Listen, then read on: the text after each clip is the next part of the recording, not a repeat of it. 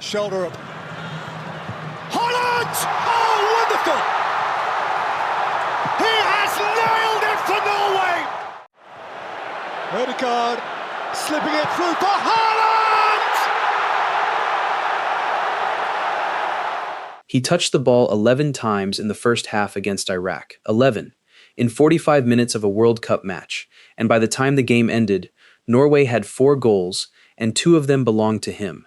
This is the part nobody in football quite knows what to do with. Erling Haaland is, by any conventional measure, one of the most dominant strikers the sport has ever produced. And yet, for long stretches of almost every match he plays, he looks like he isn't even trying. He drifts, he walks. He stands near the last defender like a man waiting for a bus. Commentators used to call it a weakness. Pundits built entire debates around it. Is Haaland actually good enough for the biggest stages, or does Manchester City simply create so many chances that anyone in his position would score? Then came the 2026 World Cup, and that question quietly died. 7 goals in 4 matches. Level with Lionel Messi and Kylian Mbappé at the top of the Golden Boot race. A brace against Iraq, a brace against Senegal, a late winner against Ivory Coast. And then, against Brazil, 5-time world champions, a team desperate to end a drought stretching back to 2002, 2 goals in the final 11 minutes that sent one of football's great powers home and sent Norway into their first World Cup quarterfinal in history. But here is what should actually frighten every defender left in this tournament. Haaland did all of that while touching the ball less than almost anyone else on the pitch. Against Brazil, he had 30 touches. 30. The same as a substitute who got taken off at halftime for barely being involved. And somehow, from those 30 touches, he produced 2 of the most clinical finishes of the entire World Cup. For years, this exact pattern was used against him. Too quiet, too disconnected. A striker who disappears when the game doesn't come to him. Even at City, after a quiet night in the Champions League, people asked if the team actually played better without him occupying space up front. Nobody is asking that anymore, because what the football world is slowly starting to understand is that Haaland was never disappearing by accident. He was waiting. And there is a very specific, very calculated difference between a striker who goes missing and a striker who is quietly setting a trap. So here is the real question heading into this World Cup's business end. If a player who barely touches the ball can already be sitting level with Messi and Mbappé on the Golden Boot table, with a nation he's carried to its first quarterfinal in 28 years, what happens when the stakes get even higher and he stops disappearing entirely? England are about to find out. To understand why this version of Haaland feels so inevitable, you have to understand that this was never really a sudden explosion. It only looks sudden because most of the world was never watching closely enough.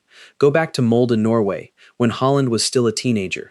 18 years old, facing Brann, the league's unbeaten leaders, the best defense in the competition. He scored 4 goals in the first 21 minutes.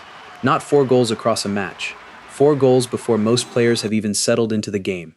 Scouts who happened to be watching that day suddenly had a name they couldn't stop repeating. Then came Salzburg, and Europe finally got its own warning. On his Champions League debut, against Genk, he scored a first-half hat-trick. The first teenager in the competition's history to do it. He didn't stop there. 5 consecutive Champions League matches, 5 consecutive goals, becoming the first teenager ever to manage it. 8 goals in 6 group stage matches. This wasn't a promising young striker anymore. This was a different kind of problem entirely. Dortmund only confirmed it. A hat-trick off the bench in 23 minutes on debut. The fastest player in Bundesliga history to reach 50 league goals. 21 years old, 50 matches. 86 goals in 89 appearances for the club. Every stop on this journey followed the exact same script. Arrive somewhere new, face stronger defenders, and somehow make it look easier than the level before. And then Manchester City, where the story stopped being about potential and started being about historical inevitability. A treble in his very first season, Premier League, FA Cup, Champions League, matching Manchester United's famous 1999 achievement. 36 league goals, shattering a Premier League record that had stood since Alan Shearer and Andy Cole. The fastest player in league history to 10, 20, and 25 goals. Back-to-back golden boots, something no player had ever done before him. By every statistical measure, Erling Haaland had already built one of the greatest striker resumes in modern football. And yet somehow, the world still hadn't fully seen him, because he had never played at a major international tournament. Norway simply weren't there. Not at the World Cup, not at the Euros. For years, the only people who truly understood how dangerous Haaland was were hardcore football fans, scouts, and anyone who had the patience to watch beyond the highlight reels. That changed the moment Norway's qualifying campaign began. 8 matches, 8 wins, 37 goals scored, 5 conceded. A nation that hadn't reached a World Cup since France 1998 suddenly walked through qualifying like it was a formality, twice beating Italy, a team many assumed would cruise into the tournament instead of them. And at the center of every single one of those results was Haaland, scoring 16 goals in 8 matches, doubling the tally of the next best scorer anywhere in Europe. A hat-trick against Israel, 5 goals in a single match against Moldova. A goal in every qualifier. He would be a mistake to do that. This is a team that has waited 28 years for this moment, a golden generation built around Martin Ødegaard's vision in midfield, Norway's disciplined defensive shape, and a squad that has grown up believing, for the first time in almost 3 decades, that they belong on this stage. When Haaland was rested against France after qualification was already secured, Norway still competed. When Guimarães missed that early penalty against Brazil, it was goalkeeper Nyland who kept Norway alive before Haaland ever touched the score sheet. This is not one man dragging a nation forward by himself. It is a team that has quietly built the platform, and a striker who keeps making sure that platform is never wasted. But once the ball does arrive at his feet, everything Haaland does starts to look less like instinct and more like a system nobody else has figured out. Watch his goals against Brazil closely, and a strange pattern emerges. On the first one, he is barely moving, almost strolling. Gabriel Magalhães, one of the best center backs in world football, has every reason to feel comfortable. For 78 minutes, Haaland has done almost nothing to threaten him. And that comfort is exactly the trap.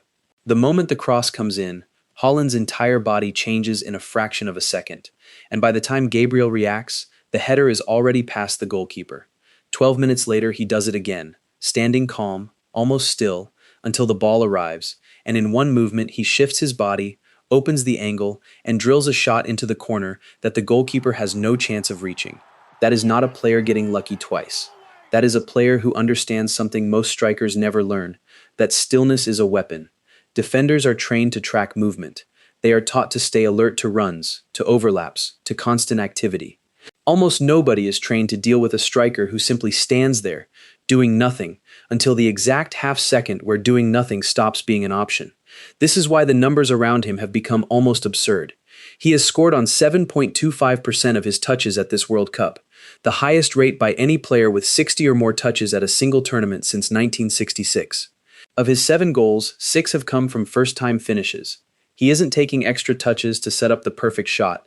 He is removing the decision-making process entirely, because every extra second is a second defenders can use to recover. 62 goals in 54 appearances for Norway, the best goals per game ratio of any player to score 50 or more international goals in the last 100 years. He reached 50 international goals faster than anyone in over a century of football, and reached 60 goals faster than Messi and Ronaldo managed to reach the same number, by nearly 2 full seasons. And here's the part that should genuinely unsettle every remaining team in this tournament. Haaland is 25 years old. This is his first major international tournament. He is still, by his own admission, learning what it means to perform on this stage. Which means the version of him that just eliminated Brazil, that just matched the 2 greatest goal scorers of this generation atop the Golden Boot table, that just delivered Norway their greatest World Cup achievement in history, might not even be the finished version. For years, the criticism was consistent. Too quiet. Too disconnected. A striker who needs the game to come to him rather than one who goes out and creates it himself. But that criticism was built on a flawed premise. The idea that involvement should be measured by touches, by how often a player is seen doing something with the ball. Haaland has quietly exposed how outdated that idea really is. A forward doesn't need 30 passes to change a match. Sometimes all he needs is to stand in exactly the right spot, for exactly long enough, so that when the one moment finally arrives, there was never any doubt about what would happen next. That is what makes him so difficult to prepare for. You cannot set a trap for a player who is already comfortable being the bait. You cannot exhaust a defender by making them chase constant movement, when the real danger is a single explosive burst that arrives without warning, after minutes of complete stillness. Every team that has faced Norway in this tournament has known exactly what Haaland was capable of. Every single one of them still found a way to lose to it anyway. Now comes England, July 11th. A quarterfinal that already feels like the collision this tournament has been building toward. Jude Bellingham, fresh off inspiring England past Mexico, against a striker who has quietly become the most efficient goal scorer this World Cup has ever seen. England will do what every team before them has done. They will watch the film. They will study the runs. They will remind their defenders over and over, in the days leading up to kickoff, do not lose him. Do not switch off, even for a second. And that is precisely the problem, because the warning itself is part of what makes Haaland so dangerous.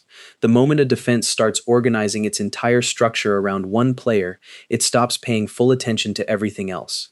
Fullbacks hesitate before joining attacks. Midfielders drop deeper than they'd like. Center backs refuse to step forward, afraid that one mistimed decision releases him into open space.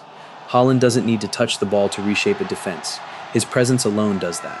And once a defense starts bending itself around fear instead of structure, it is usually only a matter of time before the crack appears. So this is where Norway's story stands. 28 years away from the World Cup, and now one win away from a semi-final nobody outside Norway thought was realistic a month ago.